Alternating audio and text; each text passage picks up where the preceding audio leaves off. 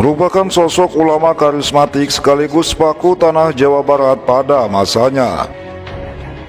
Nama lengkapnya adalah Mama Abdullah Haknoh bin Syekh Ahmad Syatibi Gentur bin Syekh Muhammad Zaid bin Syekh Abdul Qadir Cianet Ciawi Tasikmalaya bin Syekh Nur Hajin bin Syekh Nur Katim bin Sembah Dalam Bojong bin Waliullah Syekh Abdul Muhyi Pamijahan yang tembus hingga Rasulullah Sallallahu Alaihi Wasallam. Beliau merupakan putra dari Mama Ajengan Kaler, Syekh Ahmad Syatibi Gentur, sosok waliullah yang merupakan guru besar ulama tanah Pasundan pada masanya. Sebab dari tangan beliaulah terlahir banyak ulama yang tersebar di berbagai penjuru Nusantara hingga dunia. Mama Angnuh adalah salah satu ulama kebanggaan tanah Pasundan yang al-alim, al-alamah, al-kamil, al-wara dari Pondok Pesantren di Gentur, Kecamatan Warung Kondang, Kabupaten Cianjur, Provinsi Jawa Barat.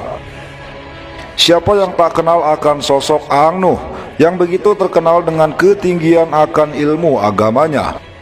Bahkan dari segi karomah pun sudah banyak orang yang membuktikan dan menyaksikannya.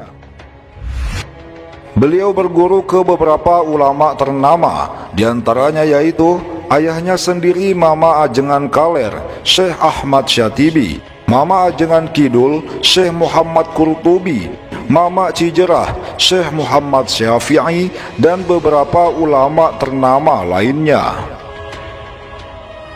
Adapun teman seperjuangan ketika Angnuh mondok di pesantren Cijerah, diantaranya Mama Sindang Sari, Mama Badaraksa, Mama Gelar, Mama Obay Karawang, Insinyur Soekarno, dan beberapa tokoh lainnya. Semasa hidupnya, Angnuh begitu masyhur sebagai ulama yang sangat harum namanya.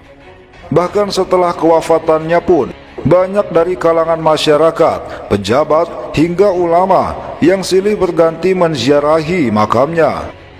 Terlebih saat acara Haul Angnuh tiba, kaum muslim dari penjuru Nusantara hingga dunia begitu antusias menghadiri untuk mengenang dan mendoakan sosok karismatik yang satu ini.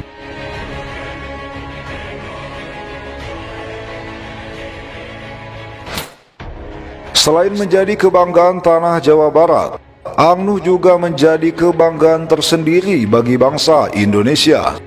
Sebab terkenal sebagai ulama berilmu agama tinggi, sekaligus kiai dengan beribu karomahnya. Itulah sebabnya tak heran jika semasa hidupnya beliau dijuluki sebagai jawara se-Indonesia. Berikut beberapa karomah Mama Angnuh Gentur Cianjur dari berbagai sumber yang berhasil dihimpun oleh jejak para wali. Di waktu beliau ziarah ke makam Al-Imam Al-Habib Husain bin Abu Bakar Al-Aidrus di luar Batang, Jakarta, beliau langsung bertemu secara jaga yaqadhah dengan Al-Imam Al-Habib Husain bin Abu Bakar Al-Aidrus dan disambut baik sambil keluar dari dalam kuburnya. Kemudian ditalkin dan dibaiat langsung oleh Al-Imam Al-Habib Husain bin Abu Bakar Al-Aidrus, pemilik makam keramat luar Batang. Masya Allah, itu semua adalah kekuasaan Allah Subhanahu wa Ta'ala. Angnuh pernah memanjat naik ke atas Monas sambil ditembaki, namun tidak mempan. Lalu tiba-tiba beliau berada di rumahnya. Ada orang yang sedang melamun lalu ditempelengnya, dan beliau memerintahkan orang itu agar jualan peyem ubi.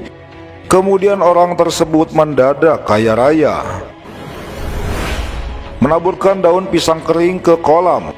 Seketika daun tersebut berubah menjadi ikan mas kecil di kolam. Terjun dari atas air terjun yang tinggi, yang di bawahnya ada batu runcing, dengan posisi kepala terlebih dahulu. Namun anehnya tidak terjadi apa-apa. Lalu beliau berkata kepada santri-santrinya, kalau belum waktunya meninggal, ya tidak akan meninggal. Pernah suatu ketika, beliau menendang masjid yang tak kunjung usai pembangunannya sambil berkata, "Ini masjid apa kandang hewan?" Tidak lama dari kejadian itu, ternyata ada mobil yang mengirim bahan-bahan bangunan dan bangunan masjid pun terselesaikan. Ada sebuah kisah yang sangat mengherankan.